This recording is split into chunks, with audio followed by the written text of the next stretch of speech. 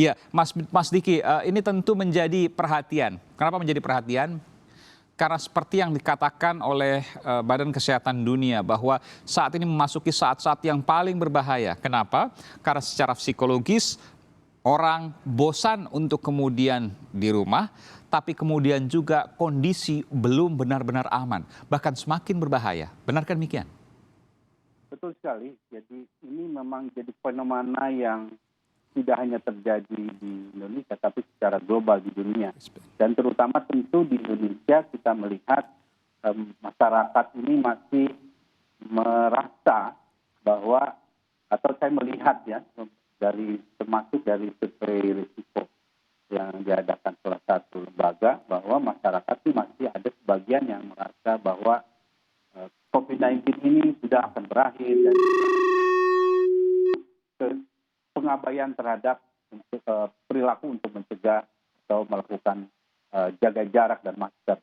Nah, ini juga didukung oleh posisi kita di mana ada beberapa faktor, ada akibat mudik ini juga ada faktornya nih. Ada faktor di mana orang yang OTG ini sudah mulai terlihat implikasinya. Terlihat implikasinya karena inkubasi terpanjang kan 1 bulan. Itu sebabnya saya menyampaikan bahwa masa rawan ini untuk Jawa Juli sampai September. Karena akan terlihat peningkatan kasus. Dan ini adalah hukum alam yang sifatnya eksponensial penambahannya. Pada akhirnya Anda bisa jelaskan dulu Mas Diki, eksponensial itu seberapa orang bisa membayangkan penambahan eksponensial itu? Yang menguatirkannya data terakhir dari CDC, untuk satu OTG, satu orang yang tidak bergejala ini bisa menularkan pada 71 orang. Ini di Amerika, nih CDC terakhir. Satu orang bisa menularkan ke 71 orang? Hanya dalam 1 menit, Mas Aiman. Bagaimana logikanya? 1 menit kan hanya 60 detik. Bagaimana kemudian kalau 1 detik menularkan berarti cuma 60 orang? Ini ada dalam ruangan tertutup. Ada dalam ruangan tertutup. Ini yang akhirnya juga makin menguatkan kita bahwa kita harus sangat berhati-hati. Ini simulasi atau kejadian empirik? Kejadian yang pernah terjadi? Empirik. Ini jadi 2 nih. Satu di Amerika, satu yang di Korea kemarin di night club. Jadi ruangan tertutup itu sangat berbahaya. Ber-AC misalnya? Sangat berbahaya. Begini. Saya ingin bertanya. Tadi dikatakan bahwa OTG ini membahayakan. OTG ini, orang tanpa gejala ini, itu bisa menularkan ke banyak orang tanpa dia sendiri mengetahui. Betul pada satu saat. Tapi bagaimana logikanya ketika kemudian ada OTG? Kan lama-lama pasti ketahuan. Kenapa misalnya? Karena kan dia ada keluarga misalnya. Dia punya kontak dengan orang yang lebih tua. Dia punya kontak mungkin dengan orang yang lebih lemah. Mungkin dalam 1 atau 2 hari tidak ketahuan. Tapi hari ketiga, hari keempat kan pasti ketahuan. Dari mana ini? Bagaimana Anda menjelaskan ini? Maksudnya ketahuan orang yang tidak bergejala. OTG-nya betul. Orang yang tidak bergejala ini ada fenomena yang memang saat ini masih diteliti. Karena umumnya pada saat diketahui bahwa orang tersebut ternyata positif COVID, tapi dia sebenarnya tidak bergejala. Jadi itu hanya ketika pemeriksaan secara fisik, secara total umum ya, misal di situ salah satu indikasinya atau indikatornya adalah penurunan saturasi oksigen. Jadi kalau sekarang ini ada yang diperiksa di jari itu, nah ini umumnya terdeteksinya dari penurunan saturasi oksigen, level saturasi oksigen. Betul. Ada untuk mengukur oksigen di jari, betul ya? Jadi kalau OTG itu bagaimana oksigennya? Oximeter. Jadi menurun, level oksigennya menurun, oximeter. Jadi menurun dan akhirnya dilakukan pemeriksaan COVID positif, kemudian dilakukan pemeriksaan rongsen toraks, itu 67% itu ternyata ada gangguan di paru-parunya. Padahal ketika ditanya dia nggak ada keluhan. Tunggu sebentar Mas Diki. Artinya orang yang tanpa gejala OTG, ketika ada alat, saya tahu betul alat yang menjepit di salah satu jari. Oximeter, betul. Ya, kecil alatnya itu untuk mengukur tingkat oksigen di dalam tubuh, mungkin lewat darah ya. Kalau seandainya pada orang tanpa gejala OTG, maka berkurang konsentrasi oksigen dalam tubuhnya. Berapa persen biasanya berkurangnya? sampai di bawah sekitar 60%-an. Luar biasa, berarti setengahnya lebih ya dari Jadi yang seharusnya. Harusnya dia merasa sesak nih, ada keluhan harusnya. Nah, Oke. ini tidak terjadi. Iya, Ini yang masih terus diselidiki, Mas Aiman. Kenapa pada termasuk ketika yang dirawat pun ada kondisi di mana sebetulnya dia harusnya, karena sudah ada kebiruan, ada terlihat, tapi dia tidak merasa. Ya, ini yang sedang masih terus diteliti apa penyebabnya, walaupun sebetulnya hipotesanya sudah ada. jadi walaupun konsentrasi oksigen di tubuh dia itu berkurang bahkan lebih dari setengahnya, dia sama sekali tidak merasa sesak nafas, padahal dia positif. Ya.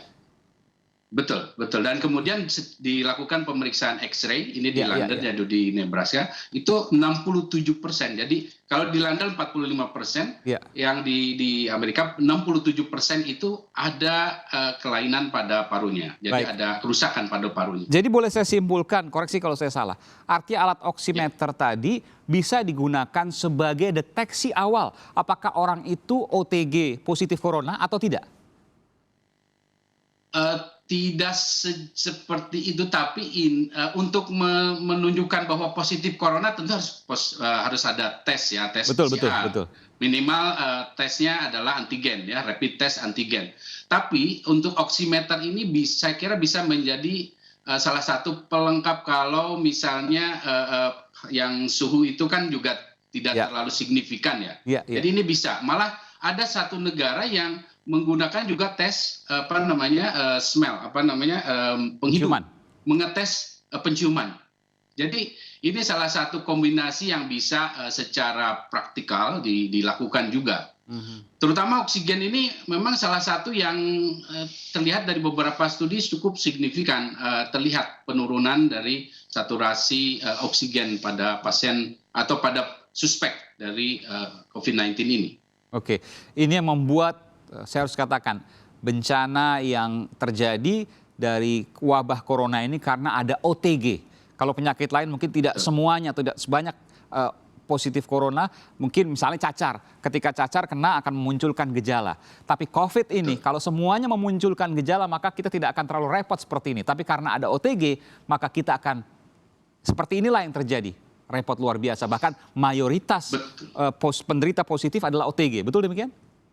Betul sekali Mas Aiman. Jadi 50% penularan itu terjadi dari OTG. Ini data dari CDC. Dan secara global itu 40% OTG di dunia ini yang sakit ini. Dan kalau kita merujuk data yang tadi Pak Gubernur DKI menyampaikan 60% artinya ini ya tidak terlalu beda jauh ya. Memberikan juga data bahwa kondisi di Indonesia kurang lebih sebetulnya lebih mengkhawatirkan kalau saya menyampaikan. Dan ini adalah satu contoh penting bagaimana pentingnya data, bagaimana pentingnya daerah itu membuka datanya supaya kita bisa melihat bahwa potensi penularan dan masyarakat juga menjadi lebih aware.